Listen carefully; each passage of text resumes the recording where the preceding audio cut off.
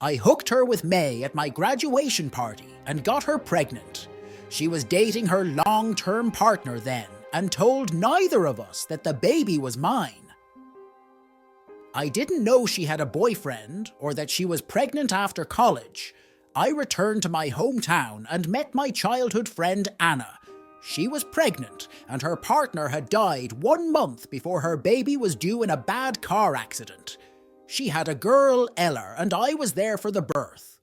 Back then, I was just there as a friend. But I loved that baby as a father as soon as she was placed in my arms. I became her father, Anna, and I didn't get together until Ella was 5. But even before then, Ella called me Dad. I was always her father, and I still love her beyond anything. She's now 21 and getting married in December.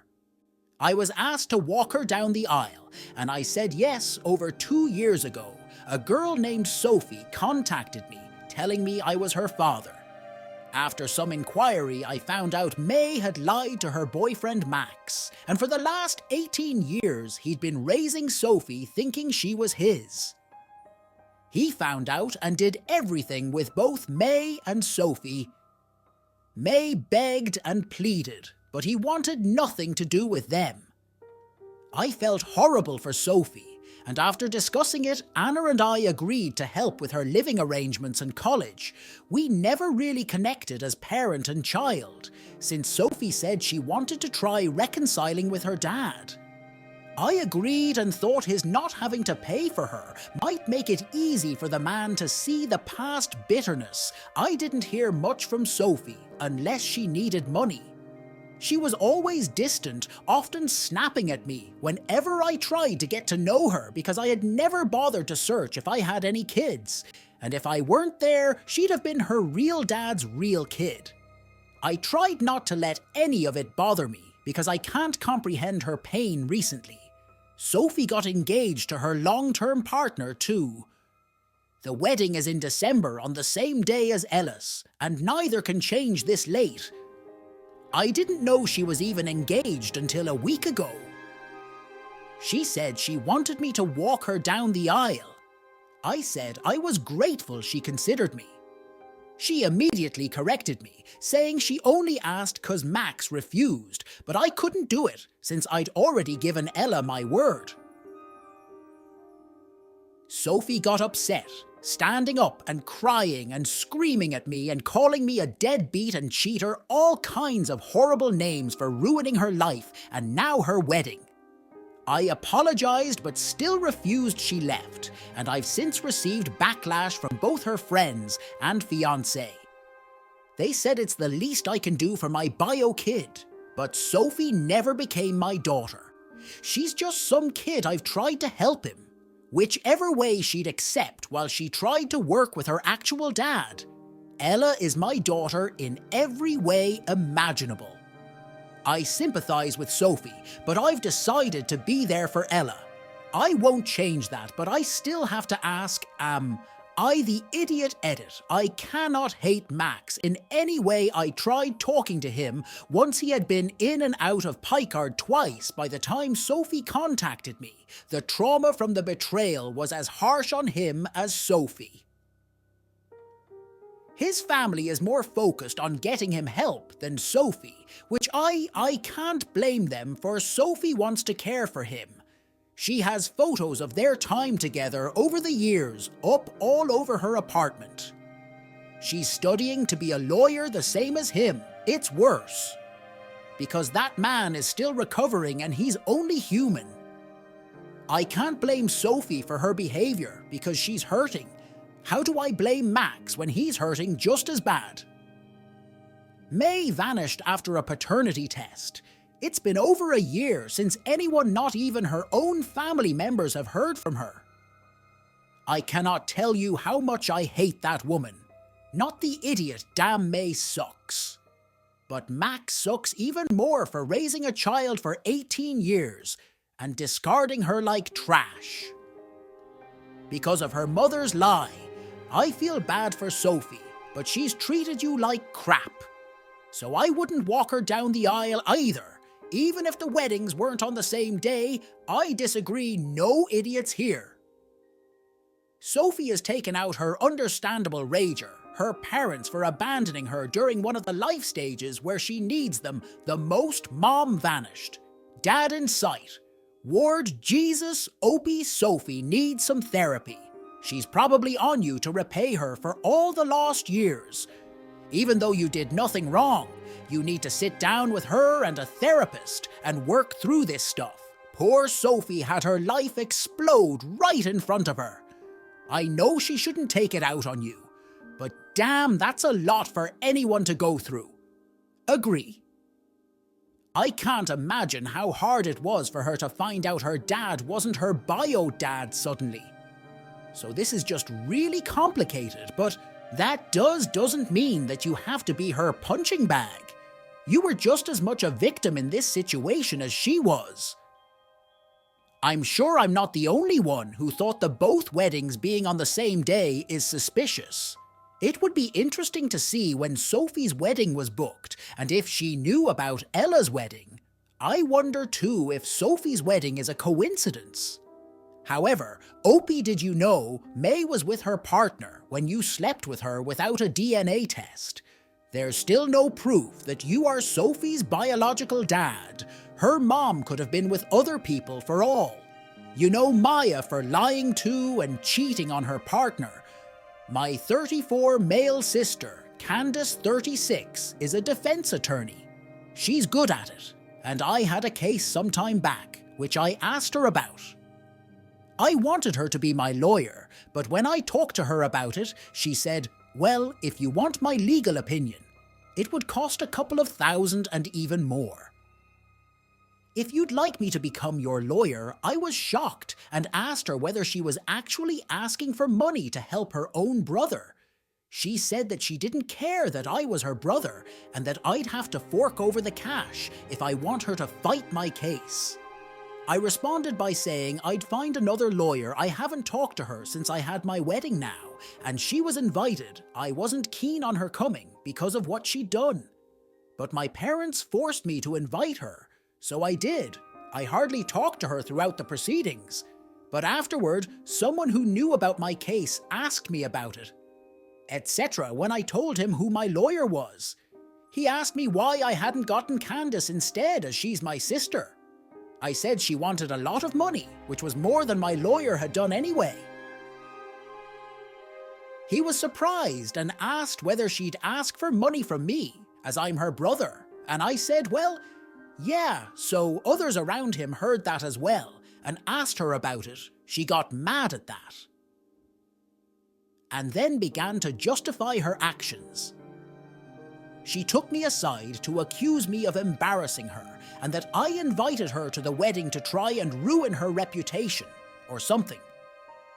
I told her that I only said what was the truth, but she stormed off from the wedding. After that, am I the idiot edit? She asked for $10,000 for a single sitting each of 30 minutes, and more than $60,000 to officially become my lawyer.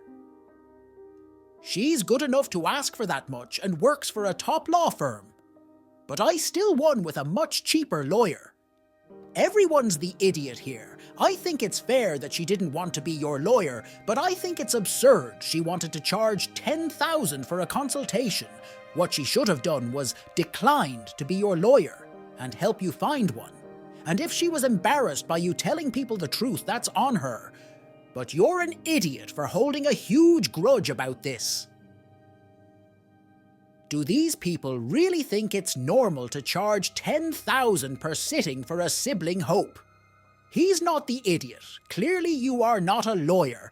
I have more often than not seen other lawyers provide their families huge discounts or do work for free. If your sister didn't want to work for free, that's is one thing, but trying to upcharge you is extremely silly. Also, you did nothing wrong by telling the truth at your wedding if she's embarrassed. It's because she knows she's greedy. Did she try to upcharge him, or did she quote him her normal fee? Opie says she works for a top law firm. So maybe those are her usual fees. She doesn't have to provide him legal services for free. Nor does she have to give him a discount on her usual fees simply because he's family. Yes, it would be nice to do so. I probably would my own brother if he needed help I could render, but then we would have a good relationship. We don't know their relationship before he asked for assistance. But even if there were no issues, it's her right not to want to work for free at the end of the day. Is being upset to the extent he is upset. Because his hotshot lawyer sis doesn't want to work for free is ridiculous. To be honest, you are the idiot for expecting her to give you unspecified professional advice without paying. It's her job. It's how she pays the bills. My daughter turns 18 in a couple of months. She came to me and asked if she could have the experience of sneaking out. She told me who she'd be with what she'd be doing. And when I said yes, I didn't tell my husband her stepdad. Well, she didn't put her screen back on the window when my husband noticed he came to talk to me about it. I told him that I permitted her to sneak out. He wants to punish her. I said no, because I gave her permission. He's really upset, and it looks like this is going to ruin Thanksgiving. She's a good kid and currently has all A's. He's been in her life since she was 5, and we sometimes butt heads about parenting. Styles, I just wanted to ask, am I the idiot? You're the mother. He's the stepfather, and you gave her permission. It's not even sneaking out, because you gave permission. It was role. Playing sneaking out your husband is being a giant idiot. Not the idiot for not punishing her. It'll be sadistic to punish her for something you told her to do. You're the mother. He's the stepfather. While I get the intent of this, it's far from a healthy viewpoint to look at it. His step status shouldn't be in question, especially since he's been in her life for 12 years. The fact is, the mother gave permission, and that should be enough. But imagine the father, step otherwise, not being told by the mother about this at all. Why was he left in the dark about it by the woman he married? Perhaps that's why he's upset. He feels like he still doesn't belong. Well, it can't be called sneaking out if everyone knows about it. I'm sorry, the idea of a daughter asking for permission to sneak out is just so cute. Good kids trying to be bad and have a tiny rebellious face, not the idiot. And what an amazing duo. She wanted a different experience, and she asked for it. The fact that she messed up shows only one thing: she hasn't done that before, and made mistakes that she wouldn't have made if it hadn't been the first time. I don't feel like you're an idiot for not telling your husband. Yes, he's been in her life for 12 years. He is a father to her, but it would definitely not be a sneak out if everyone knew he says I'm a liar because I didn't tell him. He's calmed down. Now he no longer wants to punish her. But his feelings are hurt. But she sneaked out the same day she asked. Told me what she was going to do, and with whom I didn't see this as a big issue. But now I think I made a mistake by not telling him, oh honey, you have a husband problem, not a daughter problem. I'm sorry to say this, but his behavior is definitely inappropriate for the situation. Your daughter asked you to go out, but in a fun way, allowing her to sneak out to have the experience of having done that. And you know she's not in a dangerous situation because you trust each other. Your husband is showing some controlling behavior that may not be noticeable due to his showing it as worry for context. Next, I am a 28-year-old female who is 6 months pregnant, and my husband is 29. We have 2 cats, a dog, and a bearded dragon kept in a separate quiet room where the cats and dog are not allowed. We both have good jobs and make enough money to provide for us, the baby and the pets. That's it. My mother-in-law has stated to us plenty of times that she doesn't like cats or lizards or dogs or ducks or damn squirrels. She's just not an animal person, which is fine, But don't say crappy crap about my animals. They're my babies too. I've told her to stop, and my husband has told her to stop too. She stopped for a while, and then we announced that we were pregnant. We took his parents and my parents out to dinner and told them all at dinner. Reactions were great, more or less. I just got another crappy comment from his mother about our animals and a baby being too cozy in one house yesterday. I'd had enough. I don't know if it's the hormones or the built-up frustration, but I just snapped. She came over to our house to drop off some baby stuff she bought, stayed for a coffee. And then when I thought she'd be decent for once, started commenting on our animals again. We've learned to keep our pets away from her when she visits to prevent any conversation about them. But she heard one of our cats scratching at the door, wanting to get in, and said, "Oh my God, if that's how sharp the claws are. Imagine them with the newborn." I ignored it, and my husband rolled his eyes. I'm not stupid. I'm not going to let my cats near the baby unsupervised. But she continued and started saying that it's too dangerous for a baby and animals to be living in the same place, and that we needed to be more responsible. Then she said, the baby will be born into a zoo and will be living in filth. I lost my crap. I told her, who the heck are you to accuse me and my husband of not being responsible? Pet owners and not keeping our home clean. You can see from where you're sat. There's not a single piece of furniture, wall, or damn air particle that is dirty. Stop with this narrative that we won't be able to keep our babies safe with animals in the house. The animals are our family too, and you have no right to come in here and disrespect them. Please leave. I've had enough of this. She looked bewildered and tried to speak and spout some more BS, but I interrupted and just said with all due respect, I don't want to listen to this crap anymore. Please just leave. My husband told her it's best if she left, but he'll call her later.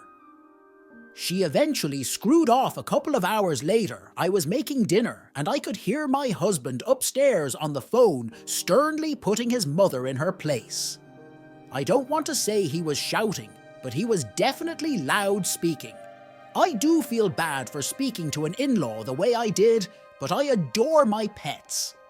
This is their home too, and I already go above and beyond to ensure my mother-in-law doesn't have to see them when she visits. The least she could do was not come into my house and be disrespectful to the fluffy and scaly members of my family anyway.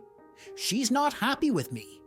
I've spoken to a few people and had mixed opinions. My husband is on my side, though was I an idiot? Not the idiot I was expecting you to say you had 15 animals or something.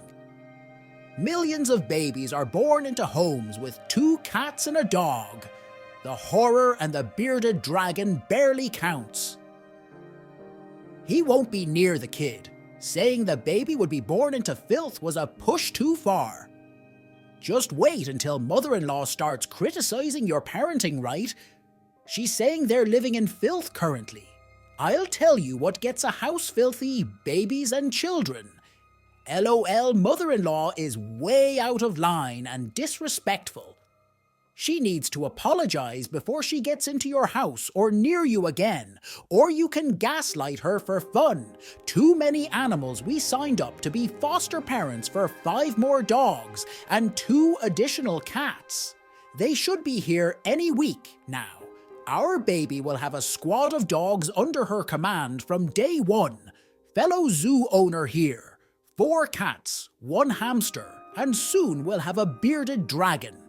My kids are fine, haven't mutated into cat or hamster hybrids. Your mother-in-law is the wild animal you don't need around. Plus, she is factually incorrect. Studies have shown that children who are exposed to a variety of animals from birth are less likely to develop allergies and asthma. Also, there are huge benefits to children being raised with pets.